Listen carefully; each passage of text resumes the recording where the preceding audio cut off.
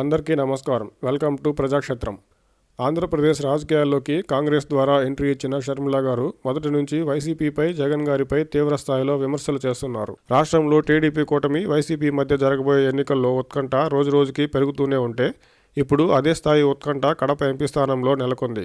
ఇప్పటికే వైఎస్ అవినాష్ రెడ్డి గారికి YCP Kadapa MP సీటును కేటాయించగా షర్మిల గారు సైతం కాంగ్రెస్ నుంచి కడప ఎంపీగా పోటీలో ఉండబోతుండడం వైఎస్ కుటుంబంలోనే కాక రాష్ట్ర వ్యాప్తంగా ఆసక్తి నెలకొంది. ఇప్పటి వరకు సిబిఐ జరిపిన విచారణతో పాటు సునీత, షర్మిల గారుల నుంచి వివేకా గారి హత్యకు కారకులుగా ఆరోపణలు ఎదుర్కొంటున్న వైఎస్ అవినాష్ రెడ్డి గారు వైసీపీ నుంచి కడప స్థానంలో పోటీ ఉండగా వివేకా గారి హత్య కడప ఎంపీ స్థానం కోసమే జరిగిందని, షర్మిల గారు కడప ఎంపీగా పోటీ చేయాలనేది వివేకా గారి చివరి కోరికగా చెప్తూ షర్మిల గారు సైతం కడప ఎంపీ స్థానం బరిలో నిలిచారు.